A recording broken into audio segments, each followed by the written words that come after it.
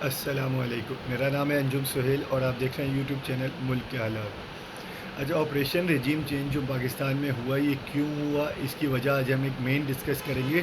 दुनिया में चल क्या रहा है और दुनिया का क्या इम्पेक्ट है पाकिस्तान में, उसकी वजह से ऑपरेशन रिजीम चेंज क्यों हुआ। दुनिया में जंग चल रही है सुपर पावर बनने की।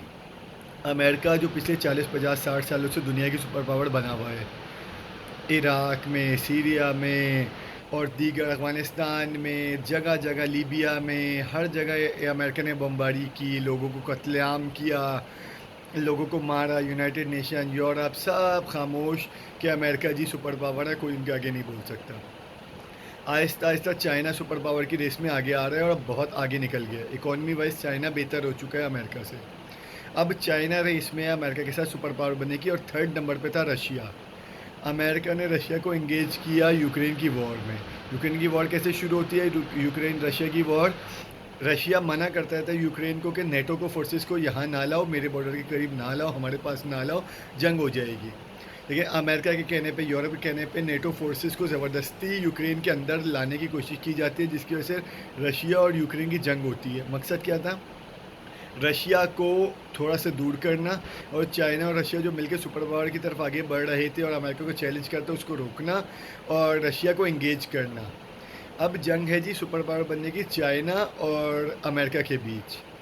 अमेरिका का राज था पूरी दुनिया पर और यूरोप का ट्रेड में राज था दुनिया पर। अब हो रहा था पिछले कुछ अरसे से कि एशियन ममालिक बगावत कर रहे थे अमेरिका से कुछ सतह पर। ईरान वैसे ही बागी है। अमेरिका में 20 साल की जद्दोजहद के बाद धक्के खाकर, गालियाँ खाकर, अपने बंदों को मरवा कर, $2 ट्रिलियन का लॉस करके अमेरिका को भागना पड़ा। ज़लील ख्वार होकर अमेरिका अफ़गानिस्तान से भागा, वहाँ से भी ख़त्म। रशिया अपना सुख, चाइना अपना सुख कर रहा था एशिया पर।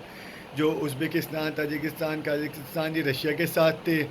बांग्लादेश, श्रीलंका और पाकिस्तान और दीगर ये इंडिया, ये सारे एशिया के मुल्क ये चाइना के साथ हो रहे थे। मिडिल ईस्ट के यूएई और सऊदीया, कतर ये सभी चाइना की तरफ देख रहे थे। सऊदीया का, मिडिल ईस्ट का पूरा रुख मुस्लिम कंट्रीज़ का इस टाइम चाइना की तरफ था। पाकिस्तान में ऑपरेशन रिजीम क्यों होता है? पाकिस्तान सबसे आसान हदफ है। अफ़गानिस्तान से सफाया हो रहा था इंडिया का, अफ़गानिस्तान से सफाया हो रहा था अमेरिका का। इंडिया का सफाया पहले पाकिस्तान की आईएसआई कर चुकी थी। फैज़ हमीद को इल्ज़ाम देते हैं कि उन्होंने अमेरिका के सफाया करने में तालिबान की मदद की। इस वजह से अमेरिका को ज़्यादा दुश्मनी है, इंडिया को ज़्यादा दुश्मनी है फैज़ हमीद साहब से। हालांकि पूरा पाकिस्तान चाहता है कि फैज़ हमीद ही अगले आर्मी चीफ़ हों और आसिफ गफूर साहब, जिनकी क्या इस्पियार बुलंदियों पर था, वही अगले DGI इस्पियार फिर से बने। ये पूरी कौम का मुतालबा है, लेकिन अमेरिका और इंडिया ये नहीं चाहते। इंडिया का पहले सफाया किया गया, इंडिया की इन्वेस्टमेंट तबाह की गई अफ़गानिस्तान में, फिर अमेरिका को धक्के मार के बाहर निकलना पड़ा। वो बदला लिया है अमेरिका ने पाकिस्तान में ऑपरेशन रिजीम चेंज करके। क्यों?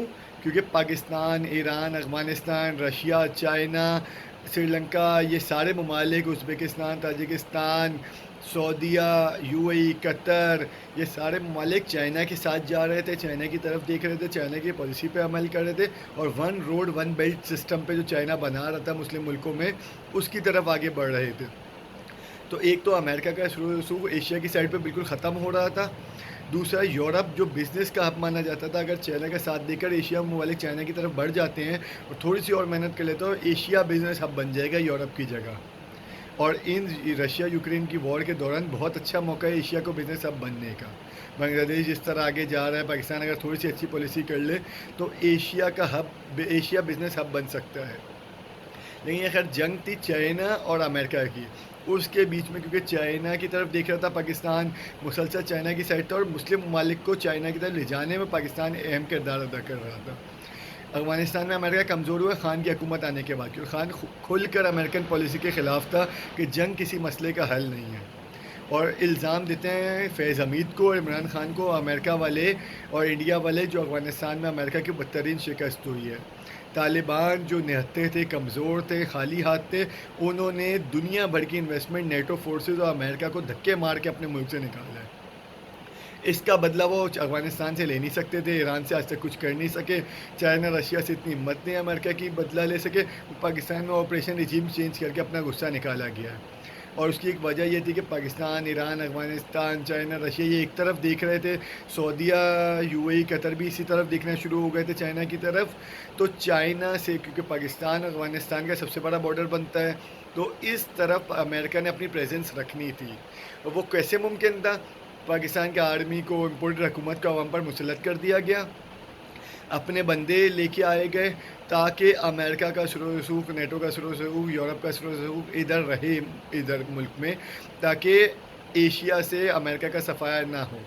ये वजह थी जंग की, और इस वजह से पाकिस्तान में ऑपरेशन रिजीम चेंज हुआ। उसके बाद हुआ क्या? अमेरिका को एयर स्पेस देने जा रहा था पाकिस्तान, खान साहब ने कह दिया एब्सोल्युटली नॉट। अमेरिका को गुस्सा। इंडिया से ट्रेड करने का आर्मी बोलती थी खान को, खान मना कर देता था। इसराइल से ताल्लुकात पर जोर देती थी इस्टेब्लिशमेंट पाकिस्तान की इमरान खान को।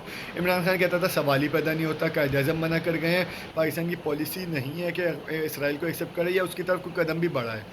इस्टेब्लिशमेंट की बात नहीं मानता था, इनको जेलों में डाल रहा था, इनके खिलाफ केसेस चल रहे थे। पहली बार पाकिस्तान में करप्शन पर सजाएं दी जाना शुरू हो गई थी। दूसरा अमेरिका के खिलाफ था, अमेरिका को एयर स्पेस नहीं दे रहा था, अमेरिका की प्रेजेंस यहाँ से ख़त्म हो रही थी। तो ये ऑपरेशन रिजीम चेंज किया गया। अब ये होगा, इम्पोर्टेड हुकूमत चाहती है कि अमेरिका को एयर स्पेस भी दे दी जाए। शुरू में एयर स्पेस देंगे, बाद में बेसिस भी आहिस्ता आहिस्ता देंगे।